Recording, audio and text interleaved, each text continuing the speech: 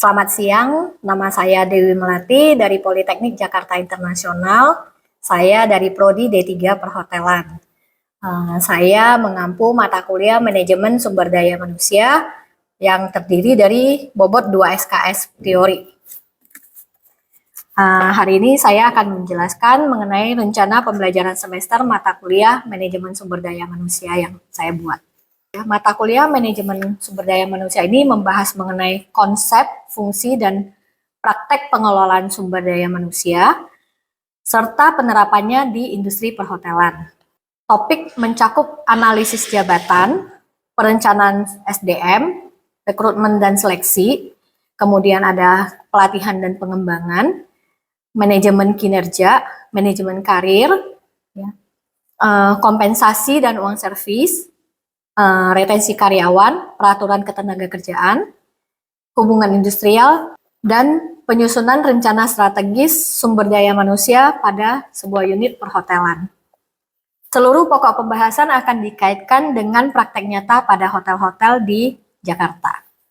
Adapun capaian pembelajaran lulusan yang dibebankan kepada mata kuliah yaitu CPL 1 sikap mampu menginternalisasi nilai, norma, dan etika akademik serta etika profesi dalam pengelolaan sumber daya manusia. CPL 2 sikap mampu menginternalisasi semangat kemandirian, kejuangan, dan kewirausahaan. CPL 3 pengetahuan yaitu mampu menguasai konsep teoritis manajemen sumber daya manusia secara komprehensif. CPL 4 keterampilan khusus yaitu mampu menerapkan prinsip manajemen sumber daya manusia dalam organisasi khususnya industri perhotelan. Selanjutnya CPL 5 keterampilan umum di mana mahasiswa mampu bekerja sama dalam tim serta mengembangkan keterampilan analisis, komunikasi, dan pengambilan keputusan yang efektif. Capaian pembelajaran mata kuliah ini atau CPMK yang pertama yaitu mampu menjelaskan konsep, fungsi, dan peranan MSDM serta isu kontemporer MSDM dalam industri perhotelan. Kedua, CPMK 2 mampu menerapkan proses analisis jabatan, perencanaan SDM, rekrutmen, dan seleksi karyawan hotel. Ketiga, mampu menganalisis program pelatihan, pengembangan karir, penilaian kinerja, kompensasi, dan retensi karyawan hotel. CPM 4 mampu menganalisis penerapan peraturan ketenagakerjaan dan hubungan industrial dalam operasional hotel. 5 mampu merancang rencana strategis MSDM untuk satu departemen atau unit hotel secara berkelompok. Ya, adapun materi-materi pembelajaran selama satu semester ini, ya, yang pertama Introduction to Human Resource Management, ya. Kemudian tren dalam Human Resource Management. Yang ketiga Job Analysis. Yang keempat Human Resource Planning and Recruitment. Yang kelima Selection and Interview, ya. Yang keenam Training and Development. 7 Career Management, ya. 8 adalah ujian tengah semester. 9 Performance Appraisal. 10 Turnover and Retention.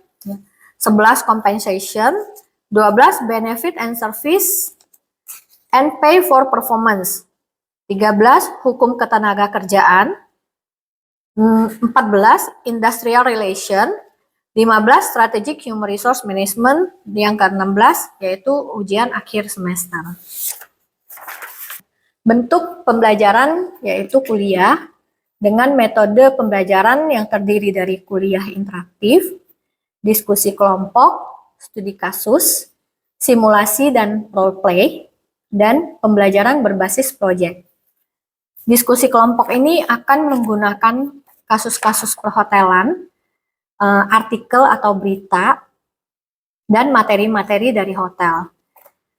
Hasil diskusi kelompok akan menjadi tugas pada pembelajaran berbasis proyek, di mana pada pertemuan ke-15 mahasiswa akan mempresentasikan hasil yang sudah dicapai dari minggu-minggu sebelumnya yang dikompilasikan di pertemuan ke-15 tersebut. Metode penilaian yaitu kehadiran dan partisipasi 10%, kemudian tugas, ya, sebanyak 20%, ujian tengah semester 30%, ujian akhir semester 40%, di mana terbagi dua, yaitu penilaian presentasi kelompok pada pertemuan 15-20% dan ujian akhir 20%. Demikian penjelasan mengenai RPS, Manajemen Sumber Daya Manusia. Selanjutnya kita kembali ke kelas pembelajaran. Terima kasih. Oke, selamat siang teman-teman semua. Siang. Apa kabar? Sehat. Oke, baik. Hari ini kita sudah masuk ke pertemuan ke-6 ya. Masih ingat minggu lalu kita belajar bahas tentang apa? Oke, ya kita bahas tentang seleksi dan wawancara karyawan ya. Jadi setelah karyawan sudah diterima di perusahaan kita, tentu saja ketika dia masuk dia akan kita berikan orientasi dulu ya. Dan ketika karyawan mau memulai kerja pun kita juga harus memberikan pelatihan supaya dia terbiasa dengan pekerjaan yang dia lakukan. Nah, makanya hari ini sesi kita adalah tentang training dan pengembangan. Tujuan atau capaian pembelajaran yang kita inginkan dari hari ini adalah kita mahasiswa mampu menganalisis kebutuhan pelatihan ya dan bisa merancang program pelatihan karyawan hotel ya. Nah, indikator atau hal yang menandakan gimana teman-teman itu bisa atau mengerti atau memahami materi hari ini adalah mahasiswa atau teman-teman mampu memahami konsep mengenai training needs analysis ya, topik pertama kita atau TNA. Yang kedua, teman-teman mampu memilih metode pelatihan ya, metode pelatihan yang sesuai dengan analisis kita tadi di atas gitu. Dan yang ketiga, teman-teman juga mampu atau mengerti atau bisa mengkaitkan materi pelatihan hari ini dengan pengalaman internship-nya teman-teman. Oke? Kita lanjut ya. Ya, baik. Ada yang bisa menjelaskan mengapa pelatihan itu penting bagi sebuah hotel? Karena kalau karyawan tidak ahli berpengaruh sama pekerjaan. Ya, betul sekali teman-teman. Ada pendapat yang lain kah? Ya, Malu? Karena juga sama kalau terdampak ke reputasi juga.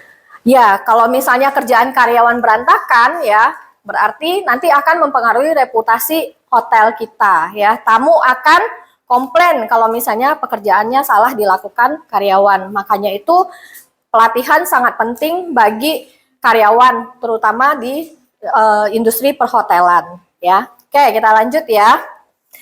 Dan di sini juga mungkin teman-teman harus perhatikan karena di sini kalau di hotel itu kan ada yang namanya daily worker ya kan.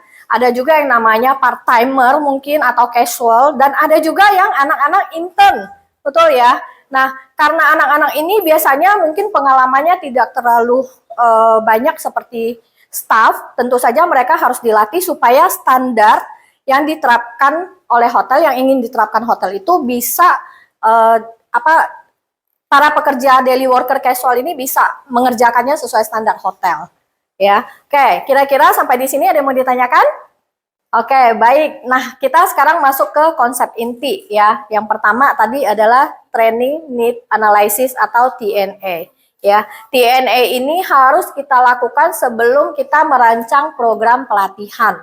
Ya, jadi yang harus kita lihat adalah kita harus menganalisis dulu organisasi kita atau perusahaan kita atau dalam hal ini hotelnya kita ya. Apakah hotel kita ini sudah berjalan sesuai dengan standar-standar yang kita tentukan ya. Kemudian kita lihat tugas-tugas apa atau bagian-bagian mana yang standarnya mungkin tidak sesuai dengan yang kita tetapkan. Kita juga harus melihat orangnya, siapa yang tidak melakukan pekerjaan sesuai standarnya. Ya, artinya adalah apa? Orang yang standar ya, pekerjaannya tidak sesuai standar itu, orang itulah yang akan jadi prioritas untuk dikasih pelatihan dahulu. Clear ya? Begitu juga pekerjaannya, misalnya di dalam departemen kitchen misalnya, ada section butcher, orang butcher kerjaannya motong dagingnya ngarapi misalnya. Si siapa? Mungkin misalnya si Maluf misalnya. Berarti si Maluf harus di training dulu. Atau mungkin di departemen itu ada banyak, ada Maluf, ada An. Ternyata departemen ini semuanya nggak ahli memotong daging misalnya. Berarti satu departemen ini semua harus di training dulu. Paham ya? Nah, begitu juga misalnya yang di FO. Mungkin sekarang perusahaan kita sudah menggunakan banyak teknologi baru, tapi ternyata pegawai FO kita belum paham menjalankan atau mengoperasikan IT tersebut atau program-program baru. Berarti Departemen FO inilah yang harus di-trainingkan. Itu namanya analisis tugas atau departemen. Ya. Kita melihat dulu kondisi hotel kita atau perusahaan kita sekarang ini. Kita lihat dulu apakah berjalan lancar atau ada yang kurang lancar, ya. Kemudian kita akan melihat gap-nya itu di mana. Ya. Jadi kalau misalnya standarnya A, ya, apakah yang sudah standarnya 10, apakah yang terjadi di lapangan 8 misalnya. Berarti gap-nya ada 2, ya kan? Nah, gap inilah yang harus kita tentukan apa sih yang harus dilakukan supaya gap ini bisa tertutupi. Oke? Lanjut ya. Oke, standar teman-teman. Paling gampang ngelihatnya dari apa? Betul, skor kepuasan tamu atau komplain, betul ya. Jadi paling gampang tuh kita melihat hotel kita itu dari komentar orang. Ya, kalau hotel kita suka pakainya kayak TripAdvisor atau mungkin di Google Review atau apa, ya kan. Nah, biasanya ada komentar-komentar positif ataupun negatif, itu bisa kita jadikan sumber, ya, menganalisis ada masalah apa sih sebenarnya. Mungkin banyak yang komentar mengenai pelayanannya yang lambat, misalnya orang waiternya lambat atau nggak responsif. Nah, itu bisa menjadi analisis kita, data kita, ya. Dan data lainnya, pengamatan supervisor. Mungkin kita sebagai atasan, kita akan melihat, si Iis kerjanya kayaknya ini deh salah ketika dia serving misalnya. Jadi, sebagai atasan pun kita bisa memantau, melihat apa yang dikerjakan karyawan kita. Ya, itu salah satu cara juga. Kemudian kalau teman-teman anak-anak internship biasanya ada nggak dipantau sama supervisornya? Ya kan? Nah, supervisornya pasti akan suka kayak datang ngeliatin check-in kerjaan kita, dikasih tahu ini masih kurang, ini salah dan lain sebagainya. Itu juga bisa menjadi sebuah cara untuk melihat data. Nah, ini ada kaitannya nih sama slide berikutnya, teman-teman, ya. Nah, ini nanti akan kita lakukan di sesi praktek kita ya. Teman-teman akan diberikan sebuah kasus, kemudian teman-teman akan membahas atau menganalisis apa sih gap, ada gap apa yang ada di hotel kita dari kasus tersebut ya. Kita lanjut dulu. Kemudian ini tadi ya, ada metode pelatihan. Ini materi kedua, metode pelatihan. Ya, tadi kita udah paham training need analysis, sekarang metode pelatihannya. Yang pertama adalah on the job training. Nah, buat teman-teman yang sudah on the job training, udah biasa dong denger ini ya. Ada yang bilangnya magang, ada yang bilangnya prakerin, ada yang bilangnya internship ya, macam-macam. Tapi pada dasarnya teman-teman kemarin semua belajar dari apa? Langsung di lapangan, langsung di tempatnya. Itu namanya pembelajaran secara langsung atau on the job training. On the job training ini bentuknya bisa diajarin langsung dari atasannya, tadi kata si Maluf, ya kan? Bisa juga dikasih contoh-contoh dulu kerjaannya, dikasih kerjaan sendiri, nanti diperiksa, ya kan? Ini adalah bentuk-bentuk atau cara-cara training. Kemarin internship ada yang rolling enggak? Ada rolling section dah. Nah, itu namanya rotasi tugas supaya kita bisa belajar lebih banyak hal. Ya, dari cold kitchen ke hot kitchen misalnya, terus pindah lagi ke batcher misalnya. Itu juga bisa. FO dari concierge mungkin nanti pindah ke doorman misalnya, bellboy ya kan, pindah ke telepon operator dan lain sebagainya. Itu rotasi itu bisa merupakan salah satu cara kita mempelajari hal baru, melatih karyawan supaya bisa mengerjakan lebih banyak hal. Oke? Sampai di sini ada yang mau ditanya. Yang lain adalah off the job training. Off the job training itu apa sih? Off the job training itu contohnya apa? Briefing pagi-pagi. Dari briefing itu suka diajarin kan sama atasan atau suka dikasih informasi-informasi penting. Ini adalah salah satu cara pelatihan juga. Kemudian ada juga cara simulasi dan role play. Kadang-kadang kalau anak sales atau anak FO, anak reservasi suka diajarin dengan cara role play. Yuk, pura-pura kamu jualan, nanti pura-pura kamu handle reservasi, nanti saya jadi tamu misalnya. Nah, itu namanya role play atau simulasi, ya. Oke, yang berikutnya adalah kadang-kadang teman-teman dikasih materi untuk baca, ada toh, misalnya tentang standar pelayanan hotel kita, standarnya apa, nanti kalau ada pertanyaan baru ditanyakan, nah itu juga bisa. Ada juga bisa disuruh tonton video yang ada di ini nih, website perusahaan kita misalnya, itu juga bisa. Oke? Nah, teman-teman ada jenis pelatihan apa lagi selama teman-teman di hotel? Coba diingat-ingat. Yang tadi sudah disebutkan, sudah pernah teman-teman alami kah? Sudah ya, selama intensif ya? Oke, jadi sudah pernah briefing, udah pernah dapat simulasi, atasannya jadi apa? Kitanya jadi apa? Atasan biasanya jadi tamu ya. Oh, pernah nggak atasannya jadi tamu yang galak misalnya komplain-komplain? Pernah juga.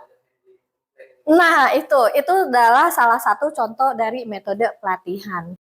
Nah, yang terakhir adalah menilai keberhasilan dari pelatihan. Ya, teman-teman, sebuah pelatihan itu dinilai berhasil itu kalau reaksi peserta atau orang yang menjalankan pelatihan itu dia menunjukkan apa? Rasa seperti apa? Perubahan ya, mungkin dia merasa habis belajar, dia merasa lebih bisa melakukan sesuatu ya. Itu reaksinya ya. Jadi mungkin dia lebih senang, lebih semangat gitu. Ya, teman-teman ya intensif kan pasti juga merasakan hal itu. Nah, juga ada dari pemahamannya misalnya. Pemahaman itu apa? Dulu awalnya ketika kita baru mulai, kita tidak bisa menghandle reservasi misalnya. Sekarang kita udah bisa menghandle reservasi. Jadi selain dari yang kita rasakan, juga hal yang bisa kita lakukan itu adalah cara kita menilai pelatihan. Kemudian tentu saja hal yang dipelajari oleh peserta, ya, hal yang sudah kita pelajari itu bisa kita terapkan. Contohnya tadi Nur diajarin cara handling komplain, berarti besokannya atau minggu depannya ada ketemu tamu, dia sudah bisa menerapkan handling komplain tersebut. Ya. Nah, selanjutnya ada yang mau ditanyakan dulu sebelum kita lanjut ke kasus kita? Ya, silakan. Kan pelatihan itu ada batasnya nggak sih? Kayak misalkan jadi nggak nyambung itu ada 3 kali atau 2 kali. Kalau misalkan 3 kali dilakukan pelatihan tapi nggak nyambung apakah si misalkan karyawan ya. langsung diberhentikan atau Oh, tentu saja tidak dong, karena yang namanya pelatihan itu kan banyak metode tadi. Kalau misalnya dikasih on the job training dia kurang cocok, dikasih lepas, misalnya gini, kalian misalnya ketika intensif kemarin ya, pelatihan kalian dikasih tahu terus dilepas kerjain sendiri. Nggak bisa, metode tersebut mungkin harus diganti dengan metode lain. Mungkin dikasih tahu tapi ditongkrongin. Jadi bukan hanya dilepas kerjain sendiri. Jadi metode pelatihan ini bisa kita pilihkan yang cocok sama individu tertentu. Ya, karena belum tentu metode dilepas sendiri cocok buat si Nur, tapi mungkin cocok buat si Aan gitu loh. Jadi kita harus bisa menyesuaikan hal tersebut. Ya. Nah, kita lanjut dengan pembahasan kasus kita. Ya, kelas kita ada 9 orang, berarti kita satu kelompok 3 orang ya. Kelompoknya boleh dibentuk sendiri-sendiri. Tugas kelompok kita adalah menyusun TNA itu tadi, menganalisis ada masalah apa sih. Jadi ini saya bagi ada 2 set ya kertasnya teman-teman. Ya, kasusnya di atas sini ya teman-teman. Kemudian nanti ada 3 hal yang harus kita lakukan. Hal yang pertama kita melakukan TNA ini dulu. Ini ada kolom-kolomnya, nanti teman-teman isi di sini ya. Kita melakukan analisis dari kasus ini ada problem apa sih sebetulnya. Kemudian kita akan melihat departemen apa yang perlu dikasih pelatihan dulu. Kemudian kita menganalisis siapa yang perlu dikasih pelatihan dulu ya. Oke. Kemudian yang kedua adalah pengisian atau membuat rancangan program. Cara mengisinya atau programnya itu dirancang di lembar berikutnya. Ya. Nah, rancangan program ini meliputi nama programnya. Jadi tadi di atasnya kita sudah analisis langkah pertama. Langkah kedua adalah misalnya kita di atas sudah menentukan bellboy akan dikasih pelatihan dulu misalnya. Nama program pelatihannya adalah pelatihan prosedur lost and found di hotel apa gitu ya. Dan seterusnya tujuan pelatihannya apa? Siapa yang akan jadi pesertanya? Kemudian metode pelatihannya apa? Mungkin tadi mau simulasi atau mau pakai jenis yang classroom dan lain sebagainya ya. Dan kemudian apalagi materi pokoknya apa yang mau disampaikan itu harus dijelaskan, itu harus kita analisis dan kita rancang ya. Nah yang terakhir teman-teman akan menjawab pertanyaan refleksi yang ada di bawah. Oke? Ya, sampai di sini ada yang mau ditanyakan? Nah untuk rancangan ini menggunakan form yang berbeda, teman-teman bisa mengisi melalui form-form yang ada di sini. Oke? Silakan, waktunya 30 menit cukup? Oke, silakan dilanjutkan.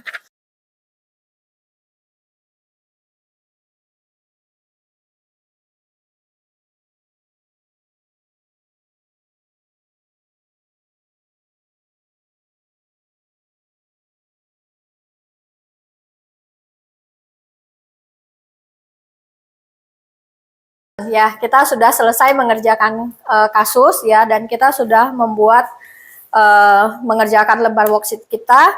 Mungkin kita rekap sedikit hari ini apa saja yang kita pelajari. Ya, yang kedua metode pelatihannya, dan itu yang sudah teman-teman lakukan tadi apa? Menganalisis betul sebuah kasus, kemudian ya menentukan metode atau merancang metode pelatihannya ya. Sebelum penutupan, apakah ada yang mau ditanyakan lagi? Cukup. Oke, baik. Kalau begitu kelas kita sampai di sini saja hari ini. Semoga kita bertemu lagi di minggu depan. Terima kasih, sampai jumpa.